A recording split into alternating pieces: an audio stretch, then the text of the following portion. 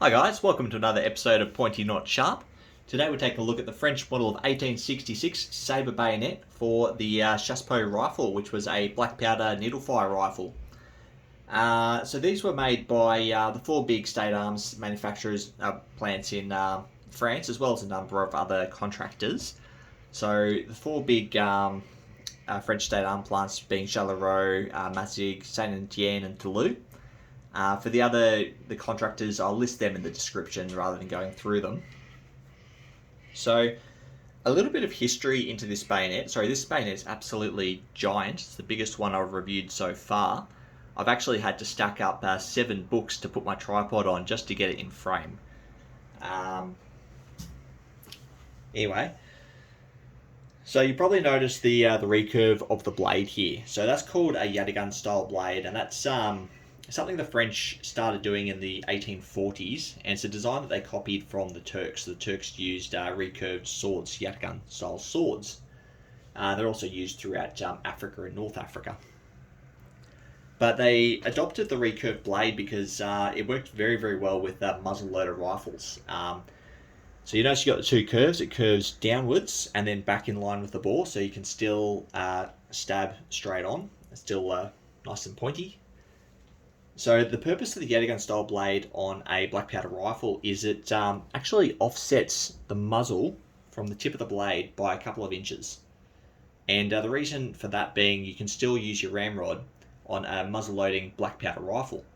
So there's a number of different things you might need to do. You might need to reload, you might do an emergency unload extracting a round that didn't fire, you might need to clean your rifle. A lot of fouling from black powder builds up reasonably quick, so you might need to clean your barrel out in between volleys. And that's something that needs to be done in a hurry, and that's why they've offset the tip of the blade from the axis of the bore, so soldiers wouldn't stab their hands while hastily using the ramrod on their rifle. And while the chassepot was no longer a muzzle loader, it was actually a breech loader using paper cartridges. It was deemed that soldiers would still need to clean the bore of their rifle when firing, large number of rounds. The chamber and the barrel is still going to foul up, and they'll need to clean it in between volleys. So that's why they kept the yataghan style blade.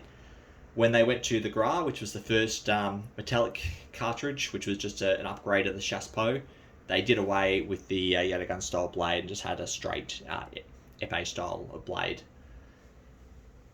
Anyway, that's the yataghan style of bayonet. It was very, very popular. It was used by a number of countries like Egypt, England, Germany. I think even the Yanks made a few with the Remington rolling block rifles. They were very, very prevalent all throughout the late 19th century, and the French started the craze in the 1840s. So this is essentially a copy of that first bayonet that they used in the 1840s. Pretty much the major difference is they've added a hooked quillon. Other than that, it's very much the same bayonet, and other bayonets that have been copied off these, they resemble it so closely that it can be very difficult to tell what's what without looking at markings, like the Egyptian Remington rolling block rifle bayonets. To my eye, I can't tell the difference between them and these without looking at the markings. So they're very, very similar in appearance. Now, these bayonets are actually mounted to the right-hand side of the barrel on the rifle, and that was a very, very French thing. They did that for a couple of their rifles, and the reason for that was they had this idea that soldiers standing in formation shoulder to shoulder would hold the rifle above their head and stab downwards towards the enemy. And in the way that they were trained to grasp their rifle meant that the blade would be uppermost, and it would come down that way. So about 2 million of these bayonets were made for 2 million of the rifles. Hundreds of thousands of them were captured by the Prussians during the Franco-Prussian War. I'll get into that in just a minute. One other thing to point out actually about these bayonets is, let me get in here. they've got a screw right here at the top of the muzzle ring, and that's because all the muzzle rings are slightly different, and the chassepots were slightly different in size. So they came with a adjustable ring, so that you could adjust a specific bayonet to fit a specific rifle. They weren't interchangeable. That was deemed to be a massive issue, and that was one of the reasons that these were replaced. That and the weight. They are incredibly heavy and incredibly long and cumbersome. So I'll get into the Franco-Prussian War very quickly. 1871, conflict between Prussia and France. French had the upper hand. They had a far superior navy. They had better rifles, more of them. The largest standing army from what I've heard, but unfortunately they were ruled by Napoleon III at the time, who did an absolute abysmal job throughout the war, and the Prussians kicked some French ass, unfortunately, and despite having the technological upper hand and the larger forces and far superior navy, I think they had 25 ironclads to the Prussians 5, of which only 1 was operational. The Prussians still won. And spoils of war, the Prussians took hundreds of thousands of chassepot rifles and bayonets and converted them to their own use. And the keen eye might notice that's what we have here. I'll explain that shortly. So these were used all the way through by France until 1874, as I said, when they were replaced by the Gras rifle, which was just an upgrade to the chassepot. Essentially, they just did some minor modifications to make it take the metallic cartridge, and they gave it a new bayonet. I say minor modifications, they were actually quite costly, but they hedged the cost a bit by not paying royalties to the army officer who came up with the design, which was a bit rude.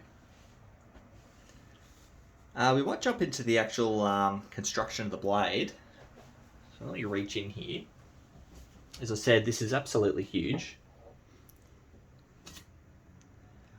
So the blade is absolutely massive. I can't recall exactly how long it is. I might post that in the description for you. It's got a very deep squared fuller running the full length of the blade on both sides. Got a crossguard with a nice big hooked quillen with a ball at the end there. Muzzle ring as previously described with our screw. And these use a brass handle with a leaf spring push button for attaching to the rifle. It's got a little mortise here as well. Now the scabbards, this is where you might start to notice it's a bit Prussian.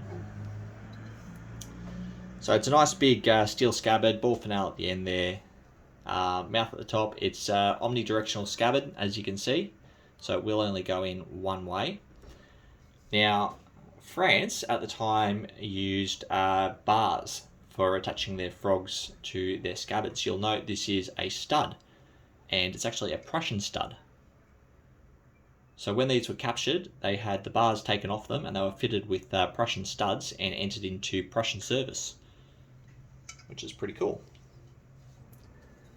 Now I'll go through the markings on the bayonet. So the original French markings are a bit worn, and when bayonets were captured by the Prussians, it was pretty common for them to grind or sand the markings off them and add their own.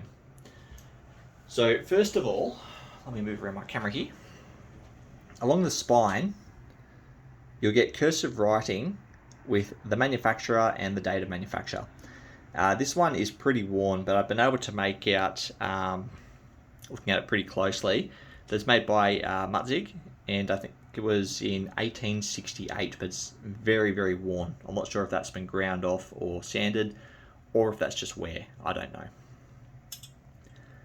The serial number has been largely removed. We've got a 66 or a 99, and that's all that remains of the serial number. The rest has been removed or obliterated.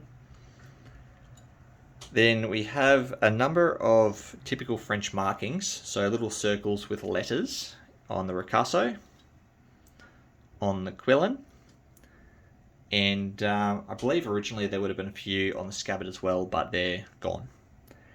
And what they represent is the controller and the factory director stamps. and they're unique to each individual controller and factory director, and you can actually figure out which factory and what time period based on those stamps if you have the reference material, which I don't, unfortunately, otherwise I'd look it up. Now, usually you'd find a serial number on the scabbard. That, oh no, that's actually still here, that hasn't been removed. So I've got a D69043, which does not match what I have on the bayonet, but that makes sense because I've got other markings on both that don't match as well. Now, when these were captured by the Prussians, they were obviously entered into service and they were given unit numbers. So I've got a Prussian unit number right here on the crossguard. So 28 LI 1177. And what that means is the 28th Landwehr Infantry Regiment. Landwehr Infantry being like a Home Guard, Reserve, National Guard kind of militia. It's a bit difficult to translate apparently, but that's what I'm able to find. So the 28th Regiment, the 1st Company, weapon number 177. And the scabbard has a different number. If I can find it again. I might have to read this off of camera because it's quite difficult to make out. But we've got 81th Regiment, Landwehr Infantry, 2nd Company, 260 something. It's largely worn away. And it's under this rivet here, so it's very hard to make out. So that's the serial number where my thumb is. And it's all corroded and gummed up and very, very hard to make out. I've given it a clean, still can't make it out too clearly. And on the reverse here, on the frog stud, we have 2 Prussian proof marks, being a crown with a letter G underneath, and G is the proof mark for rifles and bayonets.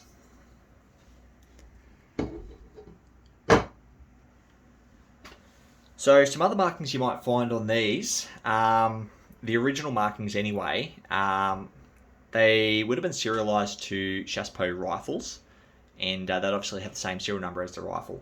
However, occasionally these were issued to soldiers who did not bear rifles, and those ones had the prefix of a Z for Zulu before the serial number, and they were largely issued to unarmed troops like medical troops, musicians, artillery, anyone who requires some kind of sidearm or ceremonial sidearm, but does not get issued a rifle. These bayonets they're pretty common on the collector's market. There's a fair few out there. They're reasonably affordable. The price tends to get jacked up a little bit because they are very, very big. For some reason, that makes them more valuable. Go figure. Personally, I think they're absolutely gorgeous. One of my favourites. They're French, so I've got a natural disposition towards them. If you know anything else about them that I've missed, guys, please comment below. I would absolutely love to hear from you. If you know anything else about the controller and factory director markings, or any more of the history, if I've got anything wrong, comment below or flick us a message. I'll update the description, and I'd love to hear from you. Other than that, guys, feel free to like and subscribe to my channel. I've just started my channel very recently. I'm trying to get it up off the ground and get it rolling, get some traction. So yeah, all the help I could get would be really, really appreciated. Anyway, thanks for watching, guys. Have a good day.